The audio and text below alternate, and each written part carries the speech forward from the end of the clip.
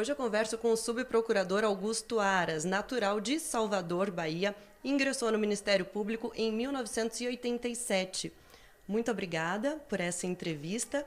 Eu queria perguntar para o senhor o seguinte: o nome do senhor é um dos mais falados para assumir a PGR, e o senhor tem se encontrado com o presidente Jair Bolsonaro. Como é que está esse cenário?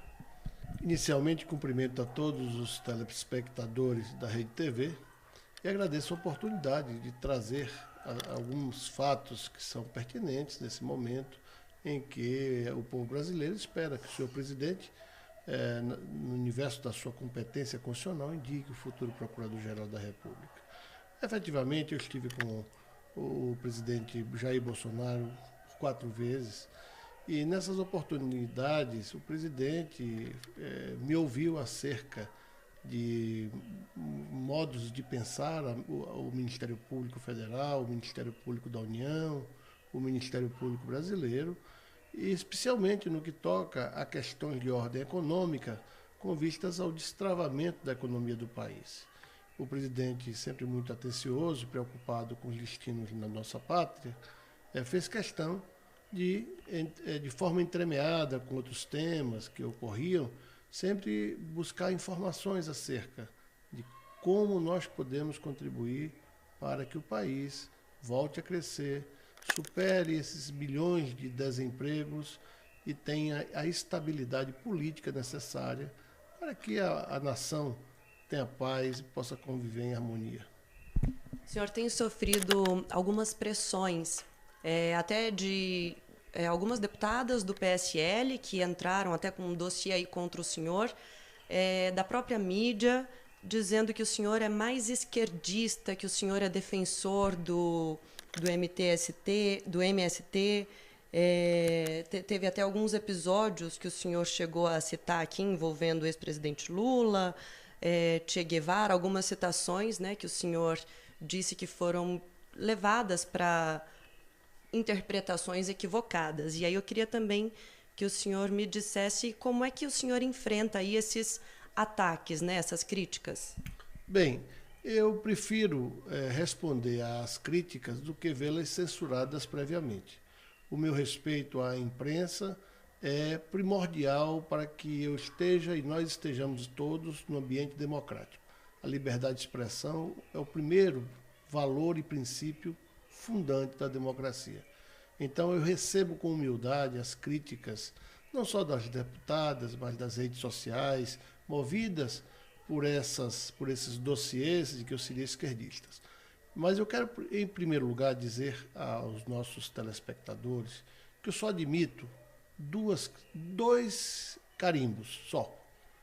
O de cristão, praticante, e o de alguém que confia plenamente num sistema econômico de mercado aberto e de proteção à propriedade privada, que assegura a circulação de riquezas, que assegura o pleno emprego, que assegura o desenvolvimento regional, que assegura que o povo brasileiro tenha melhores condições de vida materiais. Dessa maneira, ser esquerdista ou ser direitista está num plano de uma ciência política já superada. A moderna ciência política não mais compreende direita e esquerda, mas sim sistemas econômicos e regimes políticos que dão certo e que não dão certo. De maneira que o meu posicionamento como cristão me conduz sempre a valores humanísticos. A nossa formação judaico-greco-cristã, no nosso processo civilizatório ocidental, nos confere um grau de pensamento que reside em todos os valores pertinentes ao Estado democrático de direito. Daí porque eu não me considero esquerda e nem me considero direita, mas me considero um cidadão cristão, um cidadão que acredita no modelo econômico de mercado aberto, de proteção à vida, à liberdade, à propriedade, e que está disponível e colocou o nome disponível para que o presidente da República possa ter alguém com o pensamento aberto, que respeita a política e os políticos, já que não há democracia e não há política sem políticos, e Mais ainda, que vê o Ministério Público como uma instituição permanente, como guardião da democracia e que há de ser sustentada pela ordem jurídica, e assim o faz, através do respeito à Constituição e às leis do país. Não há espaço no Ministério Público, que eu acredito, para juízos subjetivos, politizados, ideologizados, radicalizados. O nosso pensamento, que o presidente já conhece, é de que nós não podemos criminalizar a política e muito menos criar um empoderamento pelo não, porque isto é algo primitivo já superado pela filosofia pós-moderna. Assim, o que eu quero comunicar a todos os nossos telespectadores é que, como professor da Faculdade de Direito da UNB, com 30 anos de carreira acadêmica, eu tive a oportunidade não somente de estudar direito e ensinar direito empresarial, econômico e eleitoral, mas eu tive a oportunidade de incursionar em múltiplas áreas das ciências humanas e sociais, na filosofia, na economia, na ciência política, na antropologia, e pude também viajar pelo mundo inteiro, conhecendo sistemas econômicos, regimes políticos em todo o mundo, para saber que nessa quadra da minha vida, aos 60 anos, 40 de carreira jurídica, 30 de professor, 32 de procurador da República, eu posso simplesmente dizer que conheço o meu caminhar e o que penso coincide com as ideias postas neste governo e nos auxiliares do presidente da República.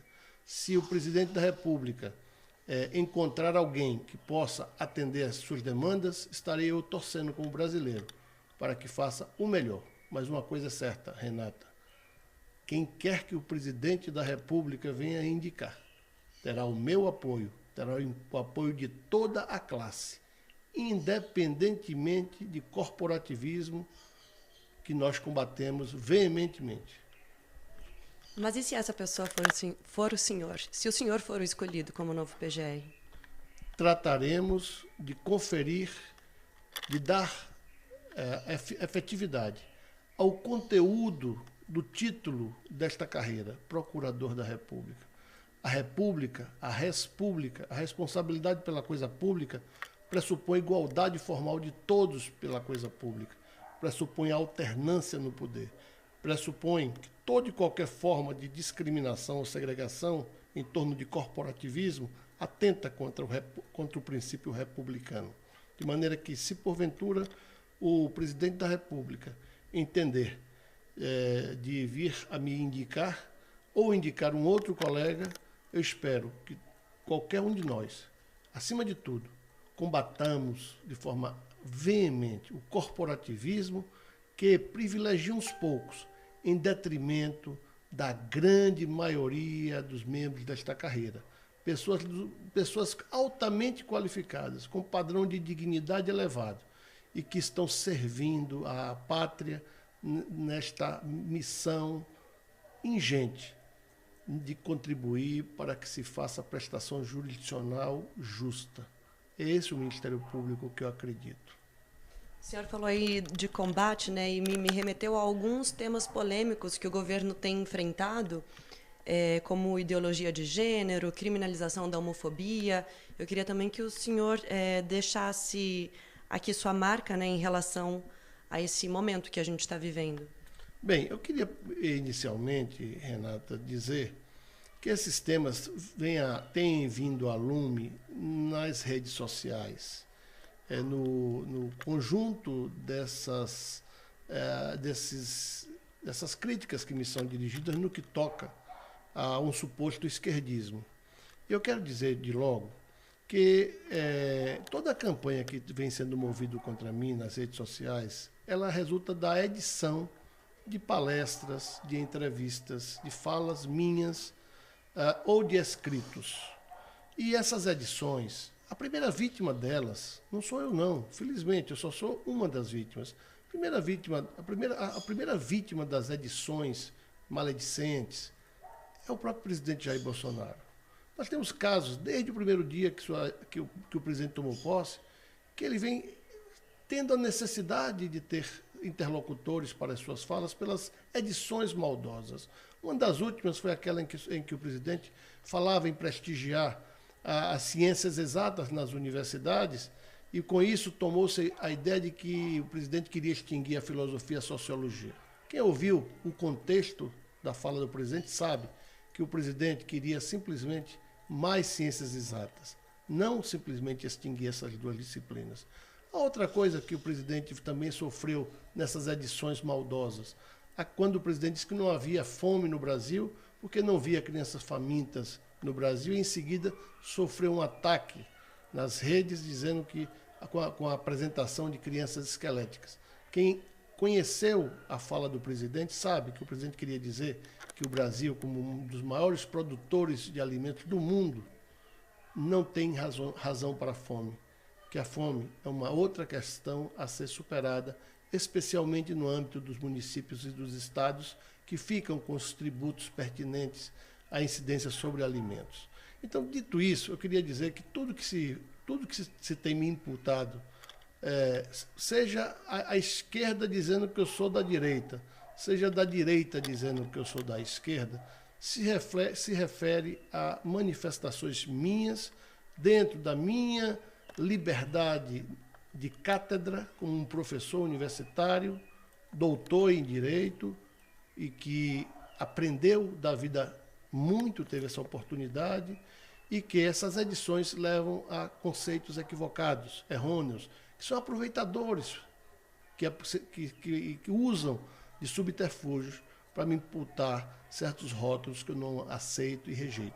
Mas eu quero dizer só um deles. Vamos começar pelo primeiro dos rótulos. Alguém fez a edição de um texto em que eu era membro do Conselho Superior do Ministério Público Federal e defendi a liberdade de expressão. Defendi que os jornalistas, a imprensa livre, frequentasse livremente os prédios do Ministério Público Federal, da Procuradoria-Geral da República, e não precisassem ser patrulhados na entrada por um servidor da SECOM, muito menos patrulhado no curso entre a entrada do prédio e o gabinete do procurador, e menos ainda que o servidor da SECOM acompanhasse o jornalista na entrevista que fizesse ao procurador. E depois de uma defesa veemente da liberdade de expressão e do jornalismo, da imprensa livre, eu ainda tive a oportunidade, nesse mesmo ato, de solicitar que fosse feita uma moção de agradecimento ao Superior Tribunal Militar, que dias antes havia me condecorado com a mais alta distinção em defesa das instituições, especialmente da Justiça Militar.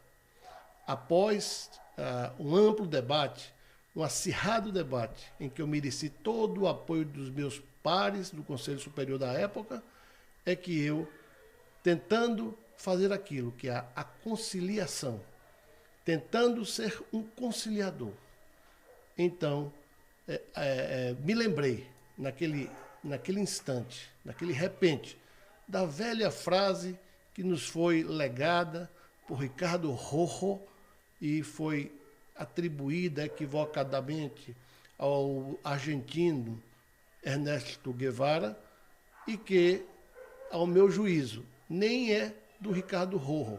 Esta frase é de um outro autor, um pensador latino, um espanhol do século XVI, salvo engano, Baltasar Graziano. Então, eu virei da noite para o dia um esquerdista, porque havia feito a citação de uma frase que, por equívoco da imprensa, da literatura, do povo, foi atribuída a um guerrilheiro. Um outro episódio resultante das edições maldosas resulta de uma longa entrevista que dei à TV Câmara, de 42 minutos, em que o meu entrevistador me faz perguntas de direito constitucional, de economia, de filosofia, de ciência política, de sociologia, de antropologia e da geopolítica internacional. E quando aborda as questões ligadas à doutrina americana da Law and Order, eu explico em que consiste essa doutrina E concluo a fala desta doutrina com uma expressão do filósofo Luciano, que viveu entre o século I depois da era cristã e morreu no ano de 128 depois de Cristo. E o Luciano cuidava da forma de poder, de aquisição do poder, confrontando a esperança e o medo. E dizia Luciano, a esperança vence o medo, porque a esperança ela é coletiva, ela tem uma inerência com a natureza humana. E o medo, para a aquisição do poder, é apenas um fator circunstancial e circunscrito a um determinado grupo de pessoas. E foi assim que também, nessa hipótese, me foi atribuído uma suposta adesão a um slogan lulista. Evidentemente que um professor com a minha formação deve saber o que está falando. E eu não citei em nenhuma das hipóteses nem o presidente Lula, nem o guerrilheiro Ernesto Guevara. Outra edição maldosa foi feita no episódio da minha presença na Câmara Federal, ao lado do meu guru do Ministério Público Federal, o pai do Ministério Público Federal, Sepúlveda Pertence, onde se debatia na Câmara Federal a criminalização dos movimentos sociais. Este fato, a minha fala de 20 minutos, salvo engano, eu falo da importância dos movimentos sociais, desde a Revolução Industrial, as transformações sociais promovidas pelos movimentos sociais, as transformações econômicas, jurídicas, políticas, sociais do século XX, e eu lá digo que não é possível nós restringirmos os movimentos sociais, porque eles integram aquele núcleo duro do elemento subjetivo da democracia participativa, que não se exerce exclusivamente pelo cidadão quando vota, mas sim por diversos segmentos de toda a sociedade, porque temos como um dos objetivos da República Federativa do Brasil o pluralismo político. A fala do MST resultou apenas e tão somente de um fato isolado. À época, 2008, o que se discutia era o MST num contexto de outros movimentos políticos que já ali eclodiam. E eu fui muito veemente na minha fala à época, quando disse que não se deveria criminalizar movimentos sociais, mas deveria punir rigorosamente, criminalmente e civilmente, os responsáveis pelos movimentos sociais despersonalizados, principalmente estes, seus adeptos e integrantes. Deveria punir com muito rigor, porque não se poderia haver aproveitadores no meio desta manifestação que, em princípio, deve ser legítima para a nossa democracia participativa. Este fato é tão relevante que, graças à liberdade de que gozam ainda hoje os movimentos sociais no Brasil, o presidente Jair Bolsonaro foi eleito pela ação de muitos deles. O MBL, o Vem Pra Rua e tantos outros. Basta lembrar que a deputada Bia Kicis, que esteve com o presidente, acompanhando um outro colega ilustre e merecedor do meu respeito, disse ela à imprensa que lá estava representando os movimentos sociais. Imagine, senhores telespectadores, se em 2008, há 11 anos, tivesse eu na Câmara Federal defendendo a criminalização do MBL, do Vem Pra Rua e de tantos movimentos sociais tão importantes para o fortalecimento da nossa democracia, para o fortalecimento das nossas instituições e mesmo para a defesa da economia de mercado, para a defesa da propriedade privada, contra todo e qualquer ofensa, atentado, porque nós sabemos que o cidadão está legalmente autorizado, por força da lei, a fazer a legítima defesa da propriedade através do desforço incontinente, assim como está autorizado legalmente, até mesmo com o risco da própria vida ou da vida de terceiro, em defender a si e a terceiro, através das excludentes de criminalidade. Dentre elas se encontra, inclusive, a legítima defesa da vida, da honra, da propriedade. Então, são edições maledicentes que, uma vez esclarecidas, e eu convido a todos que assistam integralmente todas as minhas manifestações, sem preconceitos, sem estar buscando esquerdismos ou direitismos, mas enxergando a voz do professor que estudou e que conhece o mundo nos seus regimes políticos, nos seus sistemas econômicos e tem a capacidade de pensar um Brasil melhor, um Brasil que fortaleça a liberdade da democracia e, assim também, que promova o desenvolvimento da nossa economia para que tenhamos dias melhores. São críticas que me fazem nas redes. Quero dizer a todos que a história política do Brasil está cheia de dossiês. Atrás de um dossiê tem um criminoso. E eu não serei aqui aquele que irá dar importância a um dossiê cujo conteúdo sequer eu conheço. Sequer me é dado o direito de defesa. Sequer me é dado o direito das garantias constitucionais do contraditório. Oh, perdão.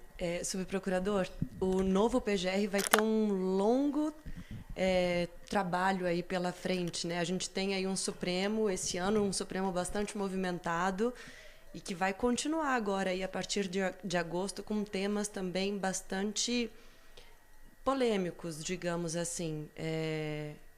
Como é que seria se preparar aí para esse ano que já temos algumas votações aí já para acontecer? Bom, nós temos primeiro que lembrar que o Supremo vem eventualmente usurpando a competência do Congresso Nacional. Criminalizar a homofobia é, de alguma forma, suprimir a competência do parlamento. E mais, aplicando uma analogia que, de regra, é vedado pela lei processual penal e é vedado pelo direito penal, a analogia, salvo a analogia em Bonaparte. Criminalizar a homofobia é usurpar a competência do Poder Legislativo.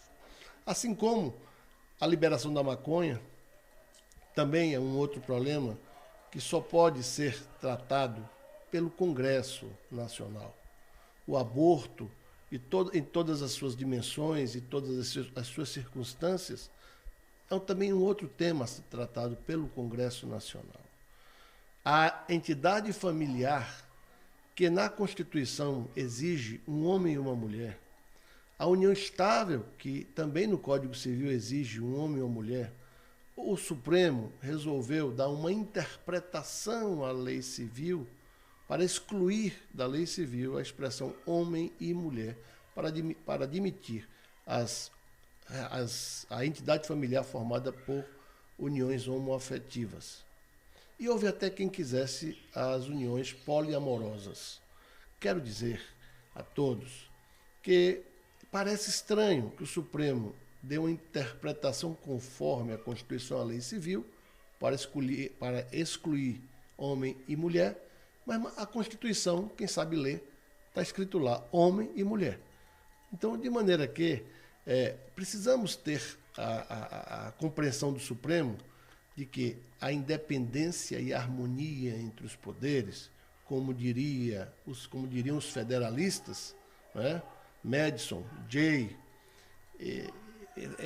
eram homens de um século XIX que já sabiam que não só os poderes, mas as suas instituições deveriam viver buscando conciliar as forças que se contendem naturalmente numa democracia. A democracia é vital, ela encontra a sua vitalidade exatamente na tensão permanente entre as suas instituições. Mas tensão permanente não significa invasão de competências. E este é um dado da realidade. Por isso é que nós também temos a preocupação de enfrentar, ainda que como cidadãos, estudiosos, jurista, membro do Ministério Público, professor da Faculdade de Direito da UNB, nós temos muita preocupação em preservar rígido o nosso regime democrático de direito, que tem na Constituição Federal e nas leis do país o nosso maior protetor, a sustentação jurídica. É a nossa opção por estarmos sob o império da lei e não sob o império dos homens. O Ministério Público, mais que nunca, precisa cumprir o seu papel, a sua vocação, observar a Constituição e as leis, e assim contribuir, não somente para combater eficientemente a corrupção, não somente adotando o padrão de qualidade da Lava Jato, como uma regra em todas as suas áreas, inclusive estendendo aos estados e aos municípios, mas também, acima de tudo, neste momento da nossa vida pública nacional e econômica, promover o destravamento da economia. Que esse Ministério Público que eu defendo não seja o motoqueiro que atrapalha o trânsito. E eu não quero aqui ofender nenhum motoqueiro, ao motoqueiro que respeita as leis do trânsito, mas sim que seja cumprida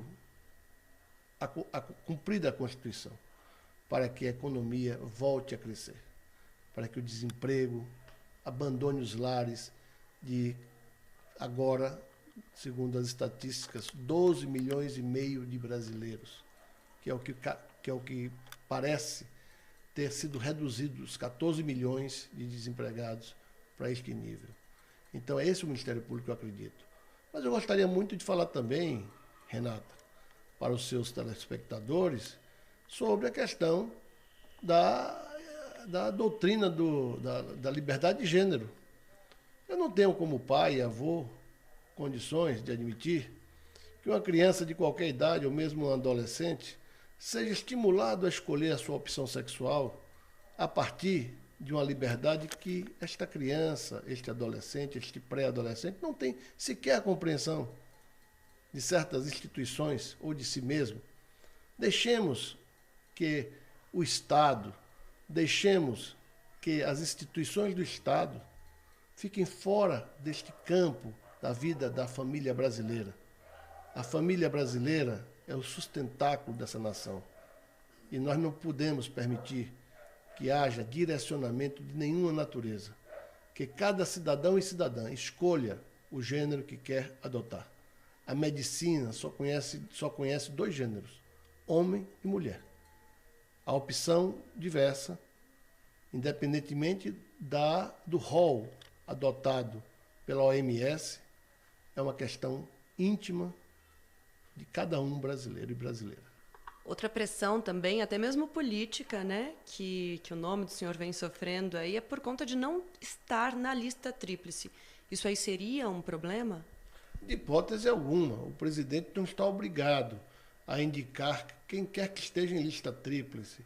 O presidente é o senhor da escolha do futuro Procurador-Geral da República. E eu fui o primeiro a dizer que não participaria de nenhum tipo de disputa acerca de lista tríplice, e disse por quê? Porque a lista é eminentemente corporativista, e quem não faz parte daquele corporativismo jamais entrará naquela lista. A exemplo do que aconteceu nos últimos 15 anos. Todos que foram procuradores gerais fizeram parte, primeiro, das listas. Segundo, todos eram advogados antes e depois. Evidentemente que deixaram de advogar quando tomaram posse como Procurador-Geral da República. E mais que isso, o presidente tem como candidatos, além da minha pessoa, tem a colega, Procuradora-Geral da República, que não participou de lista, embora tenha se comprometido por escrito a respeitar a lista. Tem também um candidato participante da lista, dois candidatos que participantes da lista e não tendo sido eleitos na lista tríplice corporativista, e embora assinado também documentos comprobatórios de que não aceitariam indicação fora da lista, estão trabalhando veementemente, a imprensa dá conta disso. E outro que não participou da lista também já foi recebido pelo senhor presidente. Então, eu não sou um candidato fora da lista, eu sou um candidato dentro da Constituição. E é isso que me fortalece, e é isso que eu quero e gostaria muito que os nossos telespectadores soubessem. Aqui há um procurador comprometido com o Estado Democrático de Direito, comprometido com os valores cristãos e comprometido com um sistema econômico que possa ter uma economia pujante e que nós possamos, em vez de atrapalhar, possamos destravar a economia, reduzindo, mitigando, quiçá um dia acabando com o desemprego, fazendo circular riquezas, para que todos tenham uma vida digna materialmente também. Nesse sentido de cumprimento das leis, o senhor se consideraria assim mais garantista ou mais punitivista? Eu me considero um homem do meio. Eu acredito no velho brocardo latino de que a virtude está no meio. Então, eu só não posso aceitar. É o que vem acontecendo. De alguma forma, os agentes públicos que exercem cargos no sistema de justiça se arvorarem a legisladores, se arvorarem a gestores públicos, para agirem no âmbito das suas competências e atribuições, fora da Constituição e das leis do país. Precisamos manter a harmonia e a independência. Aquilo que os federalistas, há mais de 150 anos, defenderam e ainda hoje, com sucesso, é uma fórmula a ser seguida. Então, como homem do meio, como homem que vê a virtude no meio, in virtus medium, eu defendo que nós sejamos apenas aqueles que, cumprindo o seu dever constitucional, não descambe para nenhum radicalismo e muito menos para ideologizações partidárias de qualquer natureza. Outros temas também que é importante a gente destacar é que o senhor é a favor das cotas econômicas. O que é que isso significa na prática? Significa dizer que o sistema de cotas é uma criação indiana do primeiro-ministro Abdenkar. Foi um Dalit que chegou ao poder na Índia. E pela grande desigualdade social, econômica e cultural da época, ele estabeleceu uma política de cotas. Nós, no Brasil, com o nosso pluralismo político e o nosso multiculturalismo, evidentemente não chegamos até a complexidade de uma sociedade indiana. Todavia, temos uma peculiaridade, que é a formação de um povo baseado no europeu, no africano e no indígena. Me parece que este povo nosso, tão rico culturalmente, com este caldo de cultura maravilhoso, precisa ter uma segurança. E a melhor segurança para o sistema de cotas é o sistema econômico. Ou seja, quem só estudou em escola pública pode gozar das cotas. As cotas deixariam de ser étnicas, raciais, pela cor da pele, mas sim uma questão econômica, para que nós possamos equalizar, tanto quanto possível, as diferenças sociais, culturais, políticas geradas por motivos econômicos. Temos exemplo, salvo engano, a Universidade Federal da Bahia, desde a adoção das cotas, sempre foram econômicas e nunca de outra natureza. Sobre os conselhos extintos também pelo presidente? Venham sendo atacados, venham sendo objeto destinatário de críticas, porque assinei um ofício juntamente com outros colegas das câmaras de coordenação e revisão do Ministério Público Federal, ponderando, e tão somente ponderando à época, que o presidente da República não extinguisse por decreto 37 conselhos criados por lei. Porque o decreto é um ato administrativo inferior à lei. A lei é uma produção, é um ato complexo, né? Discutido, votado e aprovado pelo Legislativo e sancionado pelo Executivo. De maneira que essas críticas simplesmente desaparecem quando se observa que, após aquela nossa manifestação, que foi só uma mera ponderação, está escrito isso com todas as letras no ofício, e se dirige apenas a 37 conselhos criados por lei. Todos os outros conselhos criados por atos administrativos deveriam, como foram, extintos pelo presidente da República. E o Supremo, afinal de contas, terminou dizendo exatamente isso, que, preservados os 37 conselhos criados por lei, todos os demais deveriam ser extintos nos termos do decreto presidencial. Mas eu quero acrescentar mais. Quem quer que vá chefiar o Ministério Público Federal, precisa também, no plano interno, extinguir aqueles órgãos que lá estão em demasia e que só se prestam para o aparelhamento da instituição. Então, eu coloco já aqui para o público que quem quer que seja escolhido pelo seu presidente, que adote a mesma providência. Acabe com tantas instâncias que são inócuas, desnecessárias e contribuem tão somente para aparelhar a instituição com o corporativismo que eu aqui combato veementemente. Sim. Outro tema também que a gente mencionou agora foi a excludente de licitude dos PMs. Bom, o pacote anticrime acresce uma excludente de licitude ou de criminalidade para os policiais que no exercício das suas funções venha a matar alguém e, na atualidade, nós já temos o Código Penal onde há uma excludente de criminalidade que é aquela em que o homicídio ou qualquer outro crime contra a vida venha a ocorrer em razão do exercício do dever legal. Eu creio que este dispositivo penal já existente desde 1942, ele pode continuar em pleno exercício e proteger os policiais civis e militares, porque, na hipótese de uma ação que atente contra a vida, já existe lei para isso. Mas eu digo mais para você. Tive a oportunidade, em 2016, de escrever um longo artigo propondo uma proteção maior para os policiais militares e para os militares das Forças Armadas. E o meu artigo, que é do conhecimento do Presidente da República, é do conhecimento do Ministro da Defesa,